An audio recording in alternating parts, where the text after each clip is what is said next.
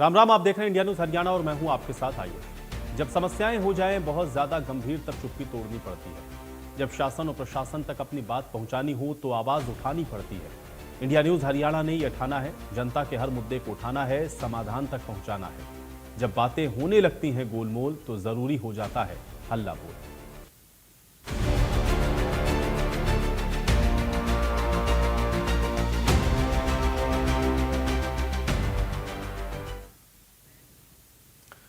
तो हल्ला बोल किस खास पेशकश में इस हफ्ते हम बात कर रहे हैं नकल माफियाओं के बारे में कि कैसे बार बार शासन और प्रशासन के जागरूक करने के बाद भी परीक्षा में नकल माफियाओं का बोलबाला है।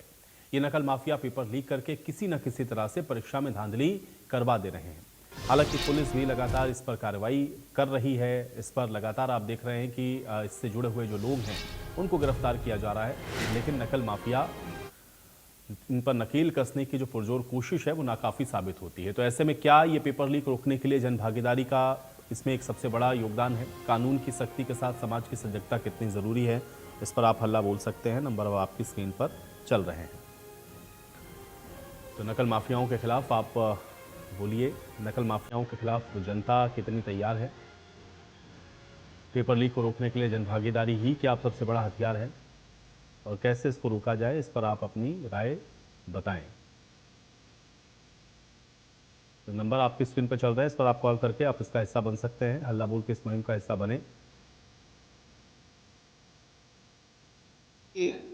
साथियों, ऐसा है कि इसमें जितना अहम रोल गवर्नमेंट प्ले कर सकती है पेपर को अच्छे से कंडक्ट कराने में, चाहे वो किसी भी एजेंसी से पब्लिश होके और क्लासरूम में स्टूडेंट तक पहुंचने में, उतना मतलब जनता का रोल नहीं रह सकता। हाँ, जनता बाद में, जैसे कि अब ये ठीक चीज़ें प्रोसीड नहीं हो पाई, कहीं लीकेज हुई है और अभी सीबीआई भी उसके पीछे मतलब काम कर रही है, सरकार प्रयास कर रही है, तो उसके बाद थोड़ा सा ये जनता का रोल आया है। अदरवाइज तो स्मूथ कंडक्ट होने में जनता का उतना रोल नहीं होता। वो तो एडमिनिस्ट्रेशन का रोल होता है, जिस कॉलेज में पेपर होते हैं उनका रोल होता है, जो एजेंसी इसको पब्लिश कराती है, मतलब जो पेपर है प्रिंट कराती है, उनका रोल होता है। तो बेसिकली उतना जनता का रोल नहीं रहता जितना एजेंसीज और गवर्नमेंट का इसमें रहता है। इसमें जनता की कोई तैयारी नहीं होती। तैयारी तो जो गवर्नमेंट है और जो एजेंसीज हैं जो इसको कंडक्ट करती है, तैयारियां उनकी होती है। जहाँ तक लीकेज का मामला है, इसमें केवल नीट की बात नहीं है, दूसरे पेपर्स की भी बात होती है। एजुकेशन सिस्टम हमारा फुल प्रूफ होना चाहिए, जिसमें किसी प्रकार की कोई हेरा फेरी नहीं होनी चाहिए। लीक कुछ नहीं होता, पेपर बिकता है। तो इसमें यदि हमारा यूथ, हमारा स्टूडेंट, इसमें कोई क्रेडिबिलिटी नहीं होगी सरकार की या टेस्टिंग एजेंसी की या दूसरे लोगों की जो इससे शेयर होल्डर्स हैं, जो इससे जुड़े हुए हैं, तो निश्चित रूप से एक अच्छा मैसेज जनता में नहीं जाएगा। और जनता तो निश्चित रूप से सब लोग ये चाहेंगे कि किसी प्रकार से, किसी भी स्तर पर, किसी प्रकार की कोई भी इसमें हेरा फेरी या लीकेज या किसी भी प्रकार का मसला नहीं, मतलब वो नीट एंड क्लीन होना चाहिए, बिल्कुल साफ सुथरा होना चाहिए। नहीं, जनता तो हमेशा ये चाहेगी कि किसी भी प्रकार से कोई जो नकल माफिया है, देखो नकल माफिया का काम जो जो जनता है उसका काम नकल माफिया को रोकना नहीं है। जनता की भूमिका तो वहाँ से शुरू होती है जब उनको पता चलता है कि गड़बड़ होगी पेपर में, तो वो फिर जनता के डोमेन में जब बात जाती है तो वो खड़े होते हैं, और आमतौर पर कई बार नहीं भी होते हैं। ये तो एक बहुत बड़ा मसला आ गया नीट का, जिसमें 20-22 छात्रों ने सुसाइड कर लिया और पूरे देश में इस प्रकार का हंगामा हो गया। तो जनता की भूमिका माफिया के खिलाफ नहीं हो सकती है। उनको क्या पता किसने किया है। माफिया के खिलाफ तो सरकार, कानून और जो हमारी एजेंसीज हैं उनकी भूमिका।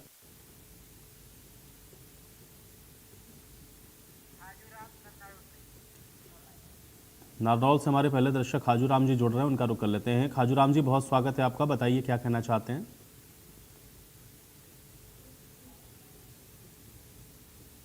खाजूराम जी, आपको आवाज मिल रही मेरी?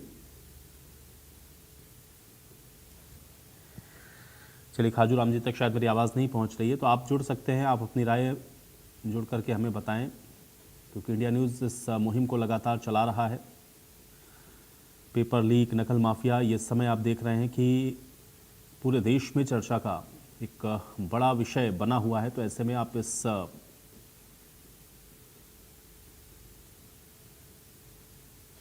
विषय पर बोलें, बताएं कि कैसे इसको रोका जाए, क्या इसमें होना चाहिए, क्या राम जी हमारे साथ एक बार फिर से जुड़ रहे हैं। खाजूराम जी, स्वागत है आपका, बताइए क्या कहना चाहते हैं।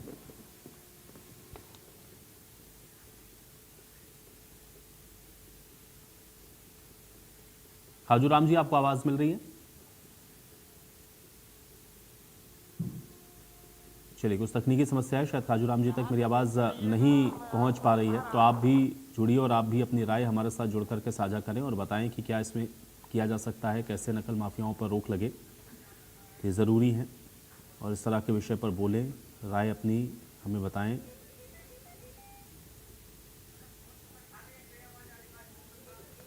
हेलो। हाँ सर, बोलिए। जी सर, ये जो पेपर लीक की समस्या है ये हम कंप्यूटर पे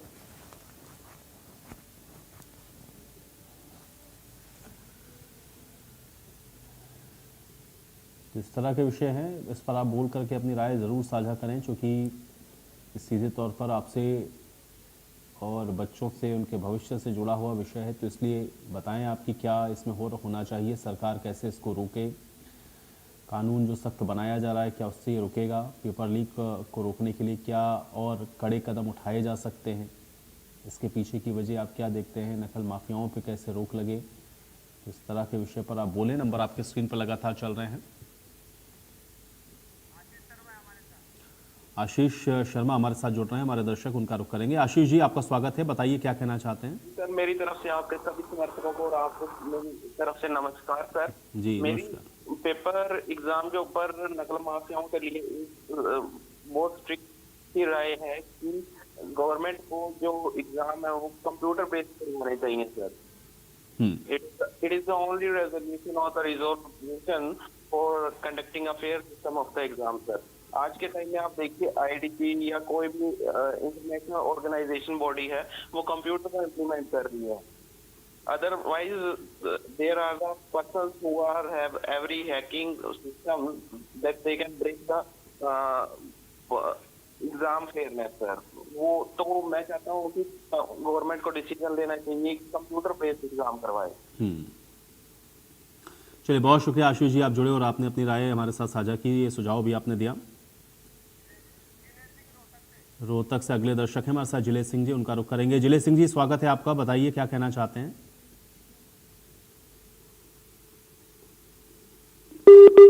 चलिए, जिले सिंह से शायद हमारा संपर्क टूट गया है, तो आप भी जुड़िए और आप भी बताइए कि क्या इसमें और बेहतर हो सकता है, कैसे नकल माफियाओं पर रोक लग सकती है, कैसे इनको रोका जा सकता है, पेपर लीक ना हो इसके लिए क्या एक व्यवस्था और होनी चाहिए। ये जो नया कानून बना है, कल लोकसभा में जो पास हुआ, जो अध्यादेश आज आप देख रहे हैं कि उस पर चर्चा राज्यसभा में भी हो रही है और जल्द ही फिर ये राष्ट्रपति के पास जाएगा और फिर ये कानून की शक्ल लेगा। लेकिन क्या इससे जो पेपर लीक है वो रुकेगा, क्या नकल माफियाओं पे इससे लगाम लगेगी, कैसे इसको रोका जाए, इसका समाधान क्या है, इससे जुड़ा हुआ आपका कोई सुझाव है तो आप वो भी बता सकते हैं। कोई खामी अगर आपको दिखती है, कोई कमी आपको लगता है कि जिस पर सही से काम नहीं हो रहा है, तो आप वो भी बता सकते हैं। लेकिन बोलिए इस तरह के विषय पर, चूँकि पेपर लीक, नकल माफिया ये इस समय देश का एक बड़ा मुद्दा बना हुआ है, तो इसलिए इस तरह के विषयों पर बोलें। आपकी राय बहुत ज़रूरी है, बताएं कि कैसे इसको रोका जाए। नंबर आपकी स्क्रीन पर हैं, इन नंबरों को देखें, इस पर कॉल करें और आप राय अपनी साझा करें हमारे साथ।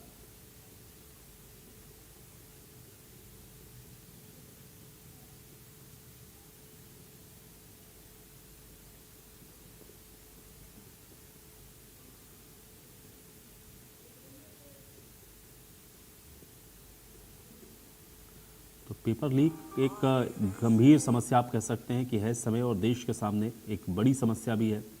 कई पेपर आपने देखा कि पिछले दिनों लीक हुए, गड़बड़ियाँ हुई, परीक्षाओं को दोबारा कंडक्ट करवाना पड़ा है, उसमें स्टेट लेवल की भी हैं। नीट की परीक्षा एक बड़ा एग्जाम्पल था, हालांकि रीनीट हुआ, लेकिन अब ये सब क्यों हो रहा है, क्यों ये पेपर बार बार लीक होते हैं, नकल माफिया क्या पूरी तरह से हावी हैं, कैसे इनको रोका जाए, इस पर और क्या सख्त कार्रवाई हो सकती है, तो इस तरह के विषय पर आप बोलें और अपनी राय हमारे साथ ज़रूर साझा करें और आप बताएं कि आखिर कैसे इसको रोका जा सकता है और इसका क्या उपाय है। तो बोलें ज़रूर, बताएं। नंबर आपकी स्क्रीन पर हैं, इस नंबर पर आप कॉल करके अपनी राय हमारे साथ साझा कर सकते हैं और बता सकते हैं कि कैसे इनको। खाजूराम जी हमारे साथ जुड़ रहे हैं नारनौल से। खाजूराम जी, स्वागत है आपका, बताइए क्या कहना चाहते हैं।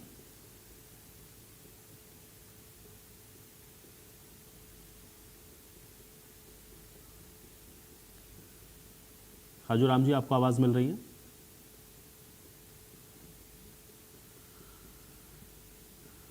तो चलिए, खाजूराम जी से शायद आज हमारा संपर्क नहीं हो पा रहा है। हालांकि खाजूराम जी हमारे नियमित दर्शक हैं और लगातार वो अपनी जो राय है इस पर बताते रहे हैं। तो आप भी जुड़ सकते हैं और आप भी बताएं कि कैसे इस पर रोक लगे, कैसे इस पर अंकुश लगे, कैसे इसको रोका जा सकता है और नकल माफियाओं पे कैसे लगाम लगाई जा सकती है। लेकिन बोले इस तरह के विषय पर, ये बहुत ज़रूरी है क्योंकि इस समय चर्चा का विषय पूरे देश में ये बना हुआ है। तो आपकी क्या राय है, आप बताएं और जुड़ें हमारे साथ। नंबर आपको लगातार आपकी स्क्रीन पर दिख रहे होंगे और इन नंबरों पर देखें आप और इस पर कॉल करें और अपनी राय हमारे साथ आप साझा कर सकते हैं। तो बताइए कि कैसे इसको रोका जा सकता है और इस पर क्या बेहतर काम करने की आवश्यकता आपको नज़र आती है। जो कानून बने हैं उससे इसका क्या। अब मनदीप जी हमारे साथ जुड़ रहे हैं सिरसा से, उनका रुख कर लेते हैं। मनदीप जी, स्वागत है आपका, बताइए क्या कहना चाहते हैं। पहले तो वो भी आपके माध्यम से, मेरे को इस चैनल के माध्यम से लाइव देख रहे हैं, उनको राम राम। और जो पतली का मामला आ रहा है, जो बहुत गंभीर समस्या है पूरे प्रदेश की और पूरे देश की। और जैसे नीट के पेपर के लिए 17 और 18 जुलाई को जो दिल्ली में किया गया प्रदर्शन हुआ, सरकार को झुकना पड़ा और बकायदा सरकार को इस्तीफा देके मानना पड़ा कि हमारी नाकामी है कुछ ना कुछ। तो पेपर लीक पे जो कानून बनाया है उसके ऊपर जो संशोधन करना चाहिए कि अगर आगे से कोई भी पेपर लीक होता है तो शिक्षा मंत्री का इस्तीफा जरूरी है। तो फिर ही पेपर लीक होने, जो भी पेपर लीक हो रहा है फिर ही रोक लगेगी इस चीज के ऊपर। अन्यथा बिल्कुल मान के चलो, जो आम लोग होते हैं वो तो, उनके बच्चे तो पढ़ते हैं, वो तो फीस से भरते हैं जी, बहुत बहुत तो मान के चलो।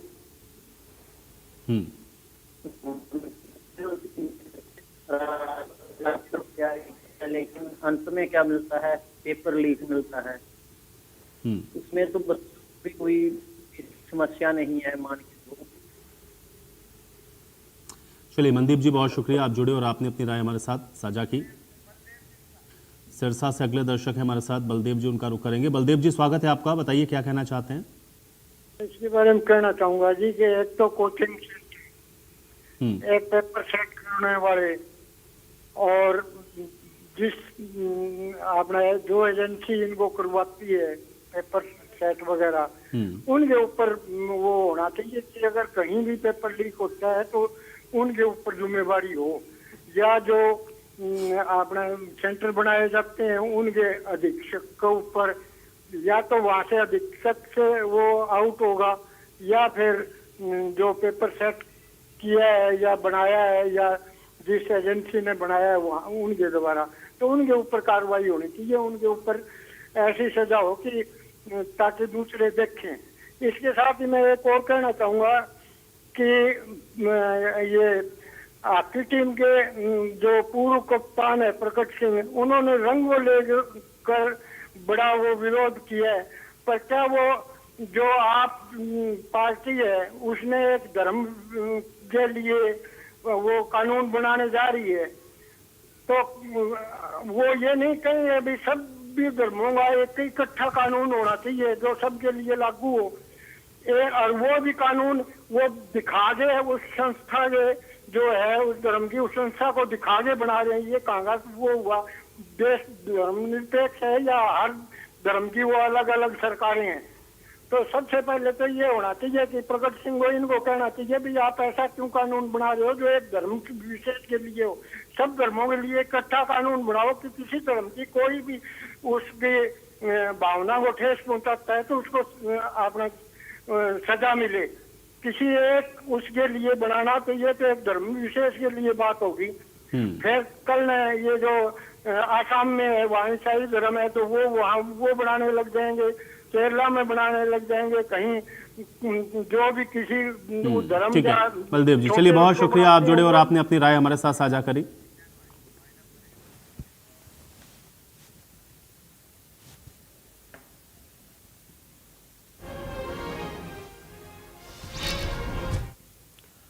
और चलिए इसी के साथ आज हल्ला बोल में मेरे साथ फिलहाल इतना ही। आप बने रहिए इंडिया न्यूज़ हरियाणा के साथ। राम राम।